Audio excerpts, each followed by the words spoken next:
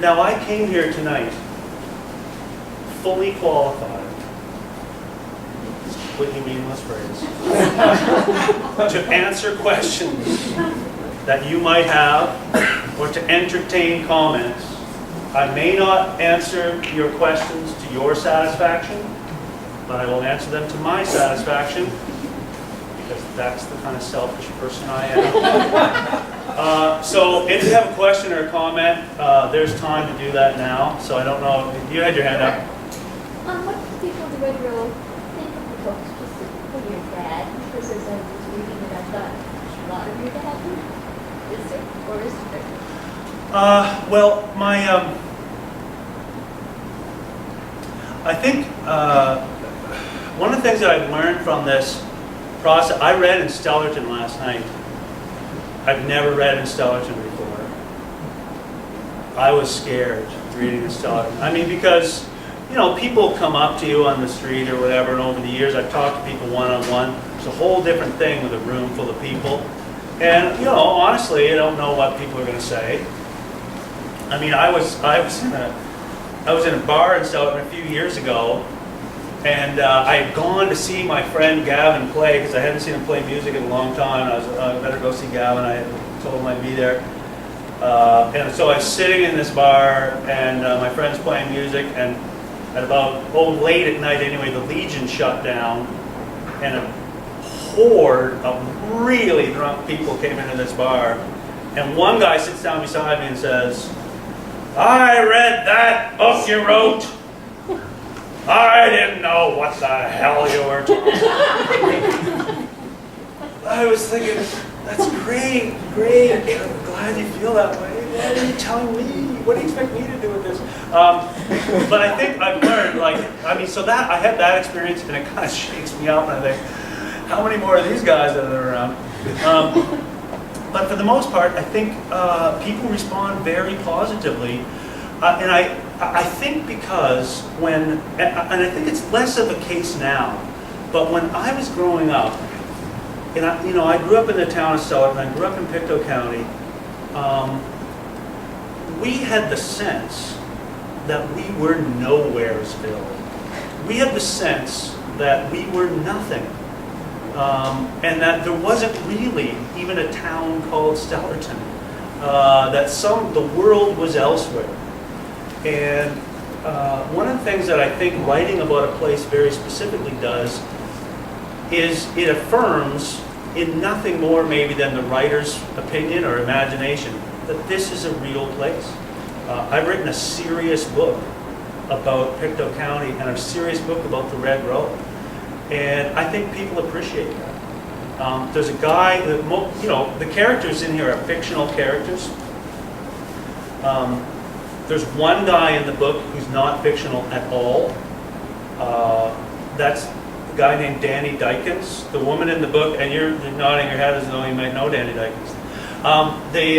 The woman in the book who decides to get rid of her belongings calls this guy to truck them away. And she calls Danny Dykins, so that was a real guy. And I thought at the time, should I give him a different name? But I couldn't come up with a better name than Danny Dykins. There's no better name than Danny Dykins. What are you going to do to top that? And plus I thought, well, Danny doesn't really read literary fiction very much. What are the chances he's going to even find out? But he did find out. And Danny Dykins died 2 years ago. And I wasn't at his funeral, but I mean, his friends told me, oh, Danny was someplace, he was in that book. And they had the book open at his funeral. They had like a picture of Danny, and they had the book open to the page that his name is on. I mean, that's how important it was. And I didn't know that when I was writing the book, but I think it's a recognition that this place is important.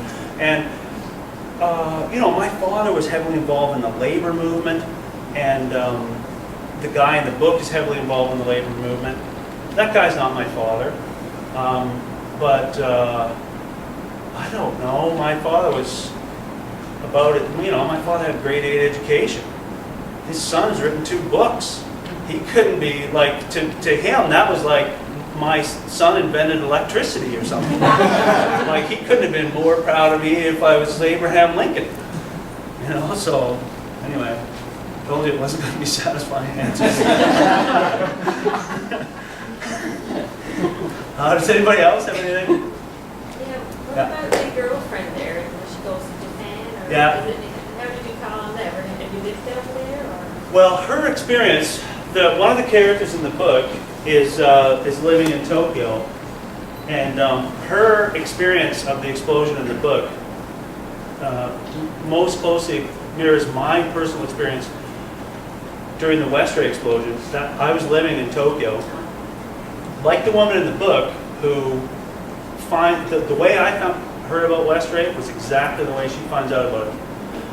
To the best of my memory, I think it was, my recollection is, it was a Japanese national holiday. There's a 12-hour time difference there, so it's always hard to figure out what day things took place on or whatever. But it was a Japanese national holiday. I had the day off, but I forgot to turn my alarm clock off. My alarm clock came on at 6 in the morning, and I heard there was one English language radio station in Tokyo on that day, and it was the American military radio, which carried AP network news on the hour, 5-minute news. And I heard top of the hour, first thing, mine explosion. It's 6 in the morning, the thing's on, I half thinking to myself, oh, it's a holiday, I forgot to turn it off, whatever, and I hear Stellarton, Nova Scotia, and then the news is over. And just like in the book, I'm thinking, did I just hear Stellarton, Nova Scotia? And just like in the book, I went into my living room, I turned on the TV, I had one TV channel, it was the Japanese public broadcaster, NHK, and there's Stellarton Volunteer Fire Department truck on the TV, and I knew, like my Japanese, when I was there, I spoke pretty high functional Japanese. Like I knew how to get my hair cut. Yoko to ushiro o mijikaku, ue wa nagaku. That means short on the back and sides, a little longer on top. And I didn't know enough Japanese really to watch TV programs, like especially news.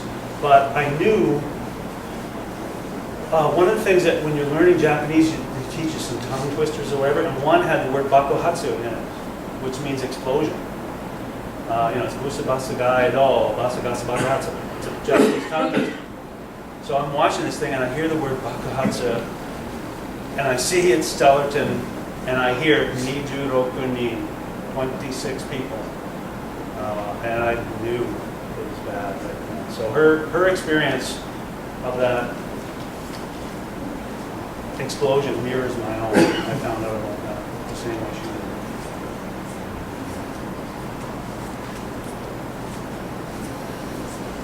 Anyone else? Bueller? Kevin? I guess it's kind of tied in with that. This is a simplification, but I feel like it's like many points or whatever on West Ray, the novel. Did you identify or enjoy, can you comment on writing one? Like what was your favorite, or what was the hardest or making? They were all hard. As soon as I started writing, I realized, because of my own personal biases, I was writing a very dangerous book to try to turn into a literary novel. Because literary novels do not work well with severe bias. You can't really write a novel that is just a one-sided screed. So shortly after I started working on that novel, I realized I'm going to have to include a bunch of different points of view. The only point of view that's not in there is like a mine company management point of view. Mostly because I realized I could not do that with any degree of sympathy whatsoever. And so I stayed away from it. But I realized that this, and one of the things that I realized too, because I was living in Japan at the time, I realized, oh, here I am in Tokyo. And this is what's affecting me. I'm affected by this. Like, I'm sure, I wasn't here at the time of the West Ray explosion, but I'm sure for people who were here at the time, they were struck deeply by that. But I found it remarkable that I was so far away and struck so hard by it. And so that kind of, I think that experience itself opened up the idea to me that there's so many different points of view to this story. And so I wanted to make it a complex story, and I wanted to avoid, like, if you're writing a story about someone's very tragic death, the danger is to turn it into a victim story, where the victim is completely good, and this is the evil villain. And so one of the reasons for the perspectives is I wanted to make sure that I knew one of the main characters was going to have to die. I wanted to make sure that there were some very dislikable things about him. I had to do that, or else the novel just would not have been possible to write it. And so one of the things I did was make one of the main points of view, his wife, who is on the night of the explosion packing up to leave him. And I deliberately put those two perspectives side by side to make sure to keep myself honest in a way and to make it hard for myself. This gets back to which one is harder. The one that I kind of sympathize with most is that maybe the two brothers, mostly because they're kind of about my age. I reset the book in a different time than Westray, mostly because I wanted to make the two brothers kind of my age, mostly so I wouldn't have to do a lot of research about what music they would have been listening to, whatever. I just kind of knew, because it was like my experience. So yeah, they were all hard, and they challenged me in different ways, and they're all there for a reason. All those points of view are like to balance the story out. It's a good question. Again, probably unsatisfactorily responded to. So I understand you have a new novel coming out soon. You understand correctly. I do, and so I want to know, what was the experience of writing your second one compared to the first one, 26? Well, I'm going to tell you something that I started sharing this in Yarmouth, I think. I don't think I've talked about this very much with people. The new novel that's coming out before Christmas, I hope, is a whole new thing for me. It's a very different book from 26. It's a comic novel, and I wanted to do a book that was very different from 26. I think if you read 26, people read it and go, wow, there's a lot of really intense emotions or whatever in there.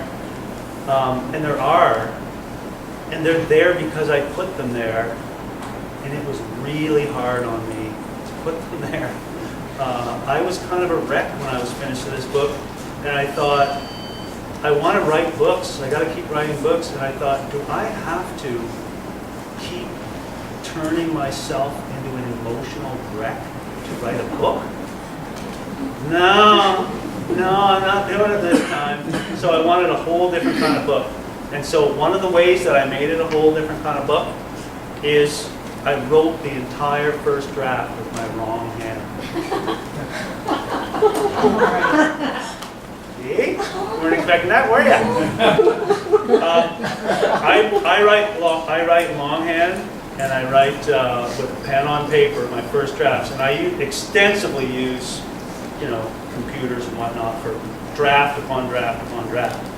But I've always written my first drafts longhand. I've always revised longhand on a hard copy. I write it out. But I wrote I'm left-handed. All my work up until the new book. I've written with my left hand because that's the hand I write with.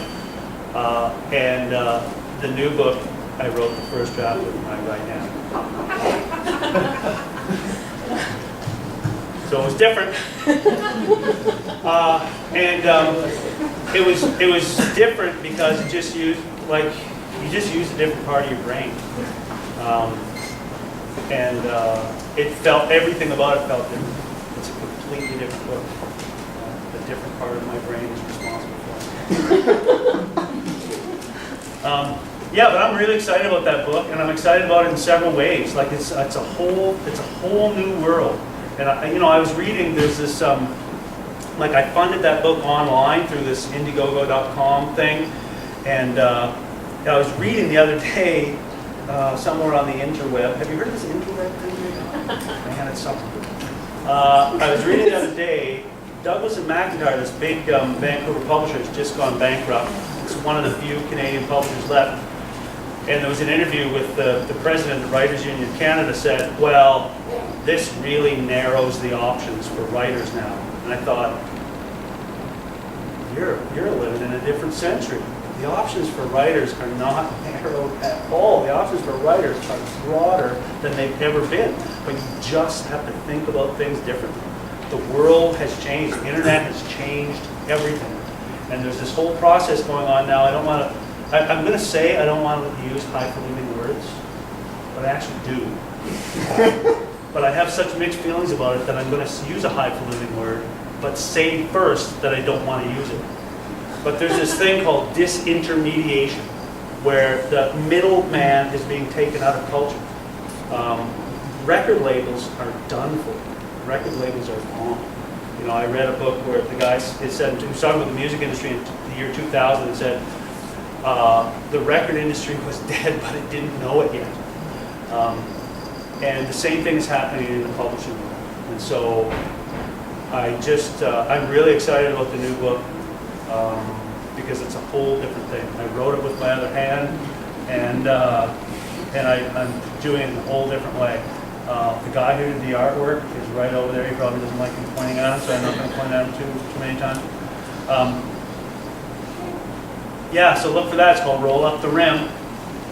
A story of obsession, redemption, divine intervention, and donuts. Somebody else have another question? Yeah.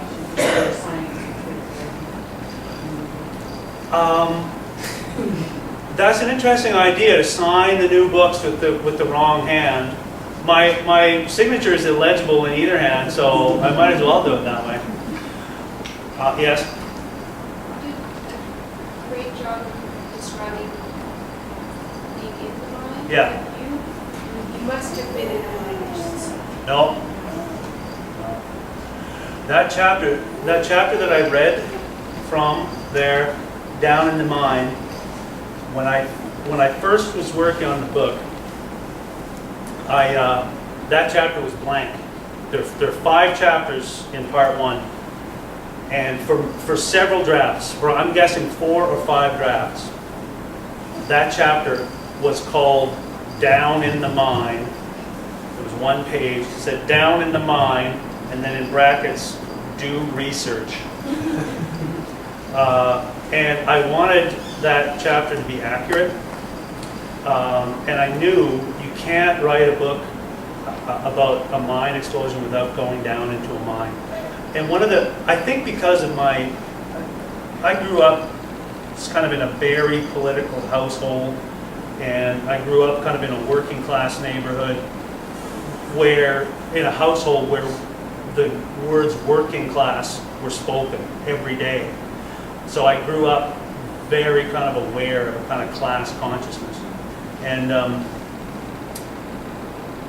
it's always been important to me to include, and one of the things that some people have said as I've kind of read from the book across the province is, well, I'm so glad to see like people actually doing work.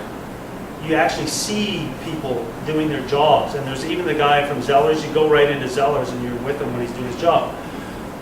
That's always been important to me. And a lot of people don't deal with that. in their work. And I remember I did a reading, and somebody commented about that in Sydney, and my old grade 6 teacher, Mr. Murchison, was in the room, and I remembered that. I said, I remember Mr. Murchison used to complain because when I was in his grade 6 class, the show Welcome Back, Kotter was on, and he always used to say, that guy never teaches anything. He's a teacher. He never actually teaches. They're in the classroom every day. No teaching ever took place on the show. And so I knew I had to go down in the mind in the book. Luckily for me, that section that I read there is the most heavily based on research of the whole book. But there were excellent source materials, and the source materials are listed in the back of the book. Sean Comish, who was a Westray miner, and he was a Westray miner who quit over safety concerns. He wrote a book called The Westray Tragedy and Miner's Story that I had for a number of years and didn't read because when you open it up, on the first page, he's a miner and he says, I'm not a very good writer. So I was like, well, I'm not reading that down. And then finally I thought, well, I'm going to have to read this and it's going to be misery. That first sentence is a lie. That is an incredibly well-written book. And I drew on that book a lot for this. And there were a number of excellent sources that were, his was a memoir, and there were specific details, and the dragger crew scene from here, the dragger crew is the mine rescue crew. Sean Comish was a draggerman at Westray, and so the details of the dragger crew here are based on his book. The report of the Richards Commission, which was the judicial commission into the Westray explosion, is an excellent book with tons of good detail, and it's intimidating because it's this massive government document in volumes, but it's really readable. And I was surprised at how readable it was. And there's tons of information, detailed accounts of what the day-to-day operations were at Westray, and even how that compared to like earlier mining in the province.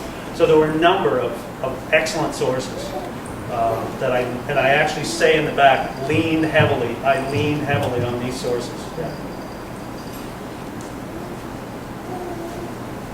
Yes, Pamela?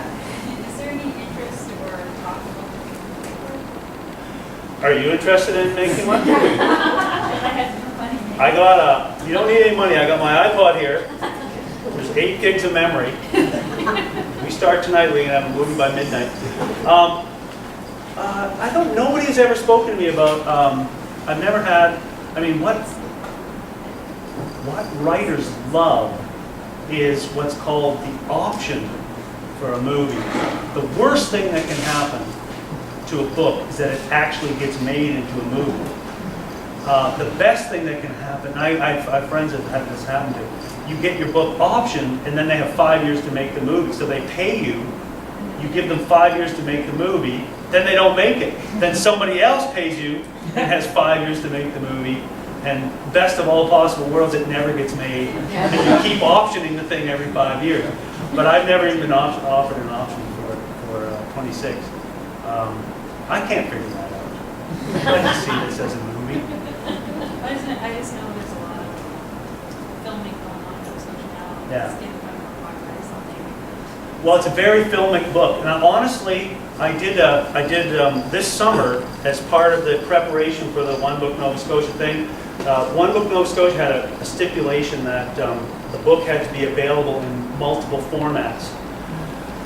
So it had to be available as an ebook, and my publisher had not released an ebook, and so this kind of lit the fire under their behinds a little bit. Well, I don't even know how this got worked out, but I recorded an audiobook this past summer that was completely connected to this.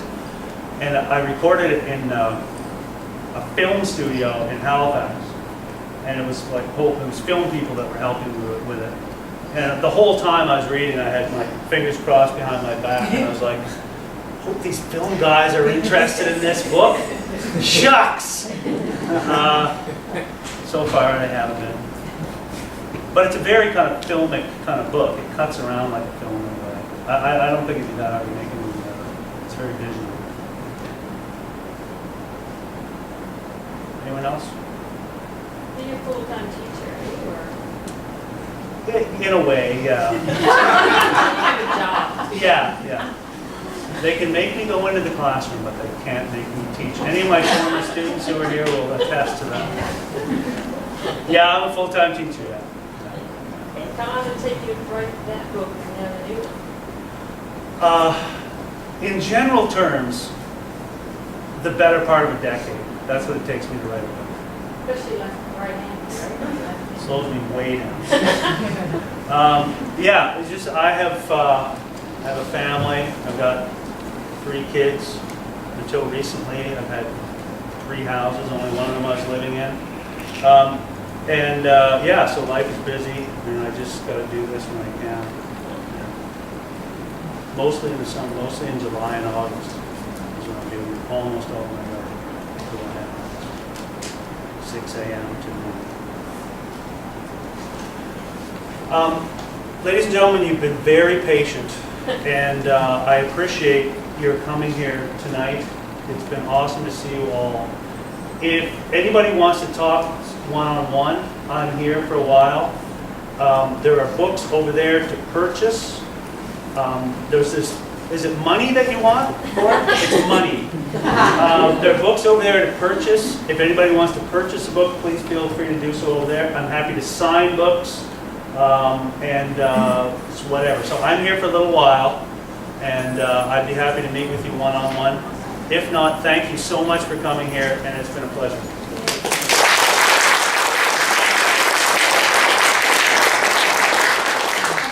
Colchester-East Hants Public Library. We've got some goodies. Swag!